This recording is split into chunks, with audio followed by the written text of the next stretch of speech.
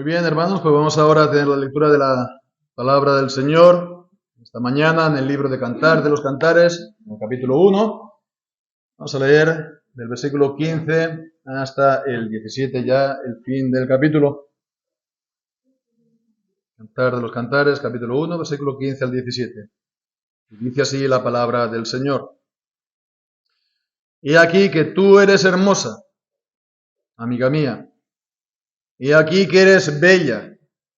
Tus ojos son como palomas. He aquí que tú eres hermoso, amado mío, y agradable. También nuestro lecho es frondoso. Las vigas de nuestra casa son de cedro y de ciprés los artesonados. Amén. Y el Señor bendiga su santa palabra. Pues de entre los ingredientes como de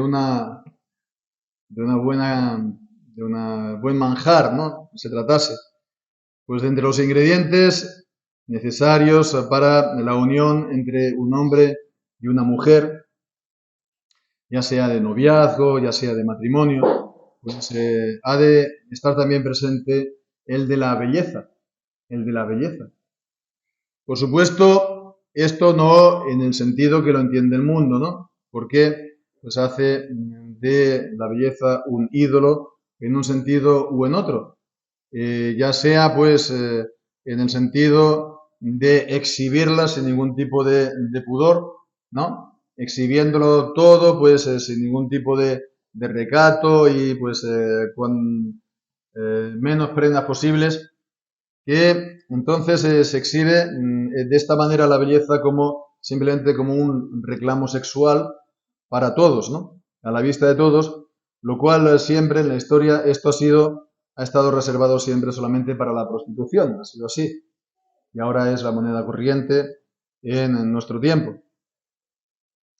Tampoco la belleza en el sentido de la competencia, en el sentido de los concursos de belleza, a ver quién es más bello, más hermoso o hermosa, porque si fuera así, pues bueno, pues no todos los hombres, no todas las mujeres, ¿verdad? Podríamos ni siquiera casarnos, ¿no? Si solamente fueran los más hermosos. Muy pocos son los que se pueden presentar a este tipo de concursos y mucho menos ganarlos, ¿no? Normalmente es una persona, ¿no? Así pues no es en este sentido, pero sí en el sentido de que la otra persona, el hombre o la mujer, le sea agradable en cuerpo y alma, que le sea amable, que sea agraciado ante sus ojos, que de esa manera sea bueno estar con él en todo momento. Y esto es una de las claves, sin duda, del amor, ¿no? Que por supuesto esto ha de ser mutuo, ¿no? De la esposa por el esposo, del esposo por la esposa, ¿no? Ha de ser mutuo, recíproco. Y esto, pues, hermanos, es importante porque, aunque sea algo humano, es un reflejo de este matrimonio espiritual, este matrimonio con mayúsculas, este matrimonio por excelencia, que es el matrimonio que no es de esta creación, que es incluso anterior al tiempo, ¿no? Que es un matrimonio eterno concertado ya en la eternidad entre Cristo y su iglesia, es decir, las almas de todos los que han sido redimidos, están siendo redimidos y serán redimidos todas estas almas que en la mente y en el corazón de Dios forman el cuerpo de nuestro Señor Jesucristo, de la misma manera que la esposa es también el cuerpo y la carne del marido, nos dice la palabra de Dios, así también la iglesia lo es de nuestro Señor. Y pues esto es lo que nos encontramos en estos versículos que hemos leído, este mutuo encanto por la belleza de la esposa y la belleza del esposo. Por este orden, y vemos que no es algo solamente interior, ¿no? No es algo que la esposa, que es tímida, se lo calla y no lo dice a nadie, ni siquiera al marido, o tampoco el esposo, que es cortado y callado, se lo deja solo para sí y nadie se entera, ni siquiera la esposa, sino que es algo que se dice el uno al otro, lo bello, lo hermoso, lo bella, lo hermosa que son mutuamente el uno al otro. Y hace pues esto, no solamente se lo dice al otro, sino que también se puede decir que lo hace público. Cuando leemos el versículo 15 y el versículo 16, he aquí, ¿no? Esta expresión, ¿no? Se puede decir que sí, se lo está diciendo a la esposa y la esposa al marido, pero es también una proclamación, he aquí, mirad, ¿no? Es también esta que está llamando la atención de todos acerca de esta belleza mutua de la esposa y del esposo. Y esto es lo que vamos a considerar para también concluir, pues tratar algo del último versículo que dice, está hablando de los materiales de la habitación, de la morada, del lugar de la vida en común entre la esposa y el esposo, que leemos entonces en el versículo 17. Vamos entonces con la ayuda del Señor, estar considerando pues todo esto por este orden. Primeramente entonces decimos del versículo 15, ¿no? Estas palabras elogiosas de la esposa por el esposo por causa de su belleza, del esposo por la esposa por su belleza. Dice, he aquí que tú eres hermosa, amiga mía. He aquí que tú eres bella, tus ojos son como palomas. Se llama amiga mía y es una de las veces, no sé si es, creo que es la primera que aparece en todo el libro de Cantares, que le llama amiga, ¿no? Amiga, pues vemos, es amable, es bueno estar con ella, hay esta afinidad en el alma, en el corazón por la otra persona. No es solamente entonces solo esta atracción física, sino que también está esta afinidad por su persona toda entera, en su alma y también en su cuerpo. Y es por eso que dice, eres hermosa. Y lo repite 2 veces. He aquí que eres bella. Podría ser también hermosa. Entonces, y acaba diciendo, tus ojos son como palomas. Entonces estas palabras, vemos, ¿no? Son las de Cristo por las almas de sus amados, por lo tanto, de sus escogidos. Escogidos. Y nos podríamos entonces, pues, meditar o pensar acerca de esto. ¿Cómo es? ¿Qué dice? Que seamos bellos o que seamos hermosos nosotros. ¿Cómo es esto? No lo dice, por supuesto, porque lo seamos por naturaleza, porque por naturaleza es lo que dice Efesios capítulo 2, que somos hijos de ira, lo mismo que los demás.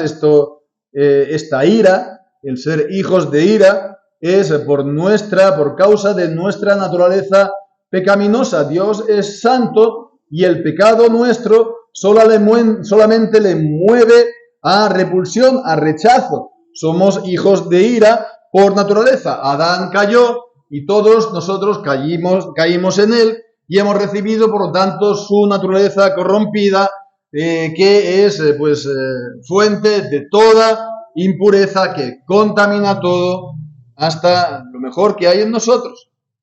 En la palabra de Dios nos encontramos con otros pasajes que nos hablan de este estado. En Ezequiel capítulo 16, ¿no? nos habla simbólicamente también presentándonos a una mujer, ¿no? Simbólicamente habla de una mujer para hablar de este pecado y de esta impureza y dice a partir del versículo 3 en Ezequiel 16, así ha dicho el Señor Jehová a Jerusalén, por tu origen y tu nacimiento eres de la tierra de Canaán, tu padre fue un amorreo y tu madre una etea. Y en cuanto a tu nacimiento, el día que naciste no fue cortado tu ombligo, ni fuiste lavada con agua para limpiarte, ni salada con sal, ni fuiste envuelta en pañales, ni hubo ojo que se compadeciera de ti para hacerte algo de esto, teniendo de ti misericordia, sino que fuiste echada sobre la faz del campo con menosprecio de tu vida en el día que naciste. Hemos estado hablando simbólicamente, por lo tanto, de esta esposa, de lo que es por naturaleza su padre amorreo y su madre etea, ¿no? Por esa naturaleza impura. Sin embargo, vemos que la ve bella y la ve hermosa y se lo dice 2 veces. He aquí que eres hermosa. He aquí que eres bella. Y entonces, por supuesto, habla esto de la regeneración. Y habla, por lo tanto, del nuevo nacimiento. Siguiendo aquí en Ezequiel capítulo 16, leemos el versículo 6. Pasé junto a ti y te vi revolcándote en tu sangre y te dije, en tu sangre vive. Y te dije, en tu sangre vive. Vemos, habla de esta gracia, de la regeneración espiritual, del nuevo nacimiento que viene por la palabra del Señor, enviándola al Señor también con su Espíritu Santo, haciendo que entre en nosotros el Espíritu, vivificando su palabra en nosotros, para que dé fruto. Así pues vemos que, aunque a pesar del pecado que todavía permanece en nosotros, y aquí pues la esposa al principio del capítulo dice, yo soy morena y el sol me ha visto y me ha afligido, a pesar de todas las fallas que pueda haber, el Señor la encuentra toda bella, porque la ve en su regeneración, la ve por lo tanto en su amor por ella, por no su pecado, no pues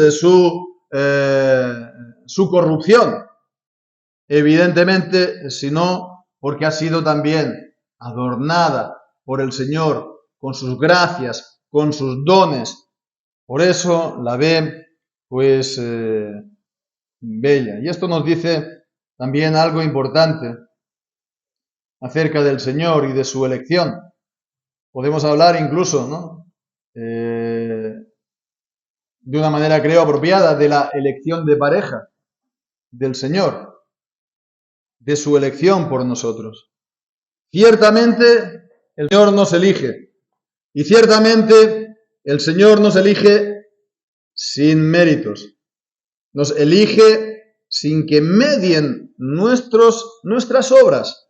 En Romanos capítulo 9, versículo 11, habla de la elección de Isaac y del desechamiento o reprobación de Esaú. Y dice, porque no habían aún nacido, ni habían hecho aún ni bien ni mal, para que permaneciera el propósito de Dios conforme a la elección, no por obras, sino por el que llama. Entonces, el Señor no nos elige mediando nuestras obras, como enseña este texto. Pero el Señor nos amó. El Señor nos amó, y si nos amó, no amó nuestro pecado.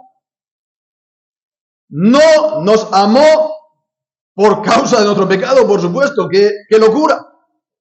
No nos amó ni siquiera viéndonos en nuestro pecado. Nos amó viéndonos hermosos en Cristo. Nos amó viéndonos en Cristo. Viendo entonces nuestra la que iba a ser también la belleza última de nuestra alma, de nuestra vida en Cristo. Entonces también nos vio embellecidos y adornados por estas gracias y estas virtudes y estas obras que Él hace nacer en nosotros, pero que nosotros también practicamos y ponemos en obra. Porque es también una belleza que Él nos da, pero es una belleza que también es nuestra, gracias a Él, por supuesto. Pero su gracia en nosotros genera, su gracia en nosotros produce, y en nosotros voluntariamente. Esa es la cuestión. Voluntariamente. Porque cuando el Señor dice que su esposa es bella, mira la cara de su esposa y la encuentra bella. No es que está mirando a un espejo y solamente viendo su propia virtud reflejada, sino que esa gracia de Él ha entrado en su vida y ha transformado a la esposa. Y la esposa, voluntariamente y de todo corazón, quiere amar, seguir, servir, obedecer y aplicarse al Señor en todas las cosas buenas.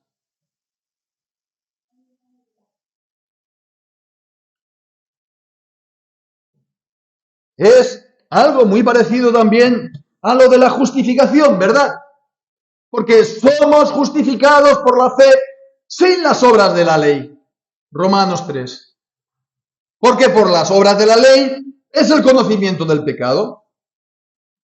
Y ahora, aparte de la ley, se ha manifestado la justicia de Cristo.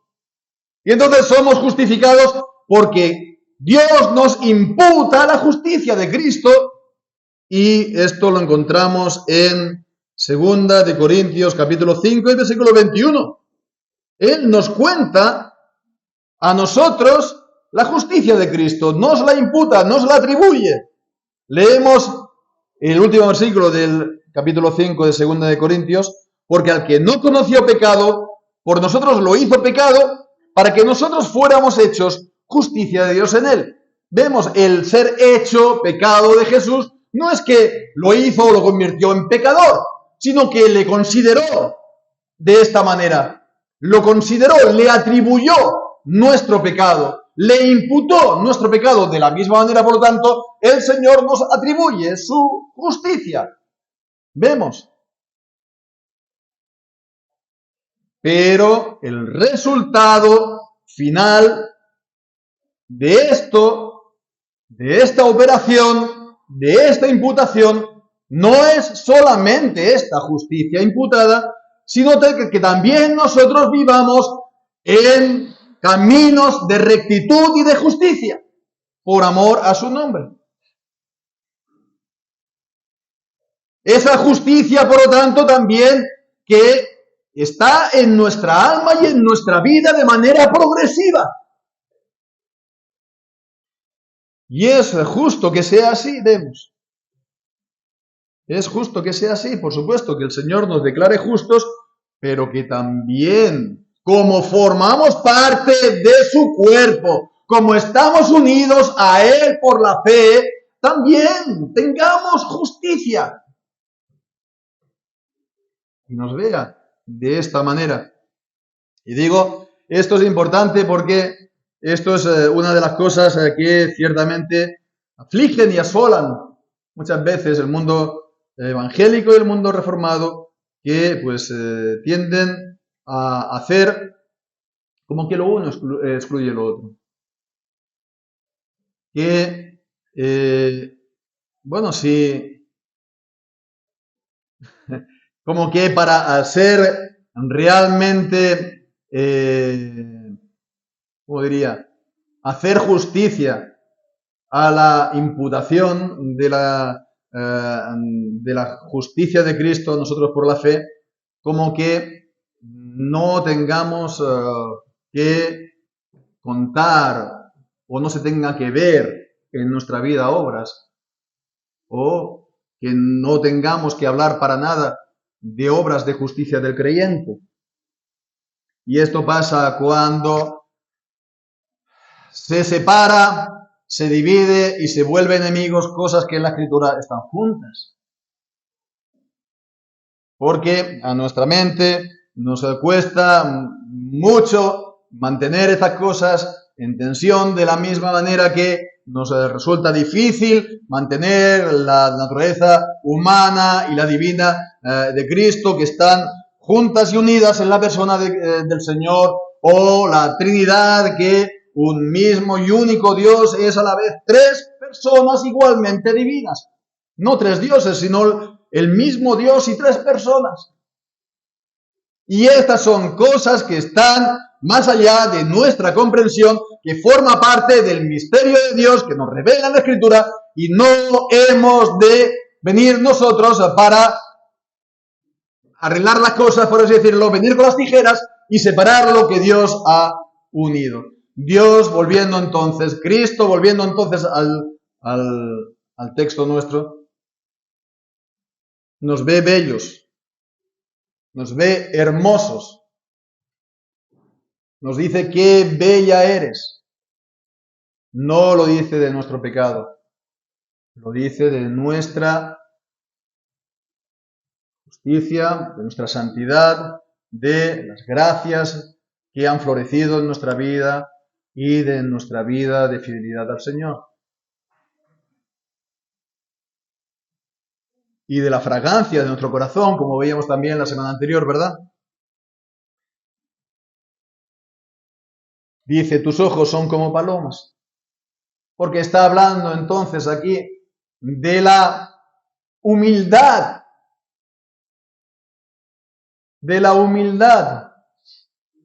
No está hablando aquí de los ojos del águila, no, que vuelan a alto, sino pues de la humildad de la paloma y también de su inocencia y de su pureza. Vemos. De su pureza. Porque ha sido purificada. Y porque vive, por lo tanto, en santidad. Qué maravilla, ¿no? Nos imaginamos, hermanos, oír de la boca de nuestro Señor y Salvador Jesús esto mismo. ¡Qué hermosa eres, amiga!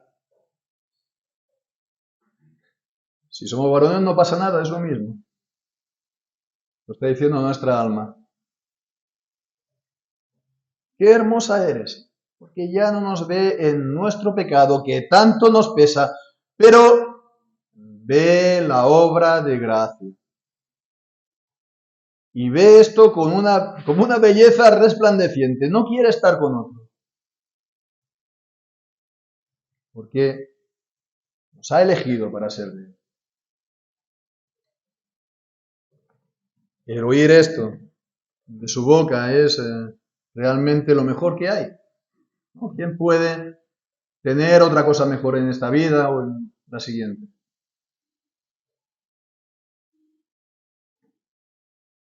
Entonces vemos, la cuestión es que en Cristo somos transformados. No quiero utilizar aquí pues ilustraciones, ¿no? Corrientes tal vez, pero a ver, el Señor nos transforma de manera que seamos hermosos a su vista.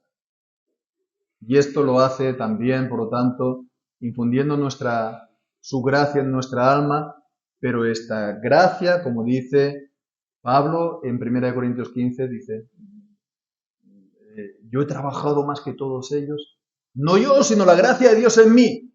Pero vemos, la gracia de Dios mueve a esto, a desearlo, a atender a ello, nosotros, voluntariamente, al Señor. Esto por una parte, pero después también está la expresión de la esposa por el esposo en el versículo 16. He aquí que tú eres hermoso. Y el Salmo 45 dice que de este canto maravilloso, este canto místico, sí, de la boda de Cristo y su iglesia, que debería estar, pues, siempre en nuestros corazones. Dice que eres el más hermoso de entre los hombres. No hay ningún otro como Cristo. ¿Quién como Él? Si paramos a pensar en Él, en que Él, siendo Dios, no tuvo ser igual a Dios como una usurpación, nos dice, sino que lo despojó de esto y vino al mundo como un hombre para buscarnos y para salvarnos, para desposarse con nosotros en el tiempo que Él ha señalado, a Él había señalado, para que llegue a nosotros la palabra y el Espíritu, y de esa manera seamos desposados con Él. Y si paramos a pensar que el Dios Todopoderoso se hizo hombre y que en Él, en Cristo, en una sola persona está habitando personalmente, corporalmente, toda la plenitud de la divinidad, en Él, en su divinidad y en su humanidad, íntimamente unidas en su persona, e inseparablemente unidas, ¿qué podemos nosotros decir? ¿Qué más hermoso hay que Cristo? Que el Dios Todopoderoso se hace hombre para redimirnos como hombre de toda la maldad, de la condenación que pesa sobre nosotros como hombres. He aquí que tú eres hermoso, amado mío y agradable. Esta palabra también de la misma familia que el nombre Noemí, placentera. O también en Salmo 133, cuando dice que mirad cuán bueno y delicioso es habitar los hermanos juntos en armonía. Entonces vemos es algo que se prueba, que se gusta, que es delicioso, ¿no? Si es que habéis gustado la benignidad del Señor, nos dice en Primera de Pedro, capítulo 2. Dejando pues toda malicia y todo engaño, hipocresías y envidias y todas las difamaciones, desead como niños recién nacidos la leche espiritual no adulterada, para que por ella crezcáis en la salvación, si es que habéis gustado que el Señor es benigno. El Señor es benigno. La benignidad del Señor es Dios, que es bondadoso. Dios, que es benigno. No hay bondad fuera de Dios. No hay bondad más alta que Dios. Dios es bondadoso y benigno. Hemos probado entonces, dice esta bondad del Señor, que Dios es bondadoso. Es algo que se gusta, que se prueba en el alma. Entonces vemos, acaba diciendo también, nuestro lecho es frondoso. Nuestro lecho es frondoso. Nos dicen también que es verde en el sentido de que hay mucha vegetación, hay abundante vegetación. Y esto entonces nos habla de que este lugar del encuentro, del amor entre el esposo y la esposa, vemos, no es algo seco, estéril, mustio, árido. En las Escrituras, en los Salmos, nos encontramos que, por ejemplo, en el Salmo 32, habla de mientras callé por causa del pecado, se encendió fuego en mi interior y se secaron mis huesos y no tenía la luz del Señor brillando sobre sí por el pecado no confesado y no arrepentido. O en el Salmo 42, cuando está hablando de las pruebas. O el Salmo 63 también habla de esta sequedad y de esta aridez y de este anhelo por el Señor porque no se tiene. Puede ser, por lo tanto, por el pecado no confesado y arrepentido, puede ser por las pruebas, puede ser. Pero el Salmo 1 que nos habla de aquel que medita la ley del Señor y su palabra día y noche, que es como árbol plantado junto a corrientes de aguas. Y dice, y su hoja no cae porque está verde. Y esta imagen del lecho frondoso nos va a hablar aquí, por lo tanto, es una imagen del Espíritu Santo, que es dado al creyente y que está en su interior esos manantiales de agua viva, esas corrientes que no se secan, que brotan de ahora hasta la vida eterna. Bien, pues vemos que así es la vida con el Señor.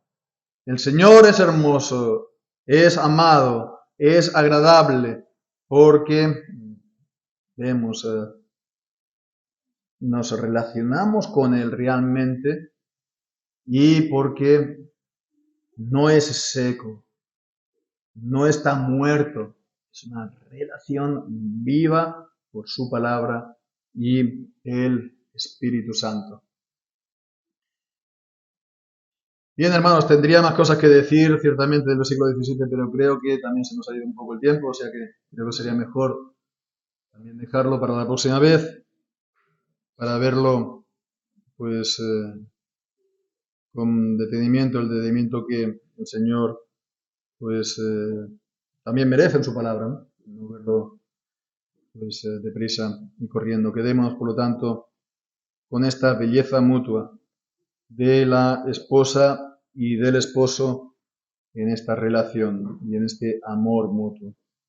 El Señor, por lo tanto, nos ayude a conocerlo más y a seguir creciendo en amor por Él y siguiendo, entonces, recibiendo nosotros el amor de aquel que nos amó a nosotros primero.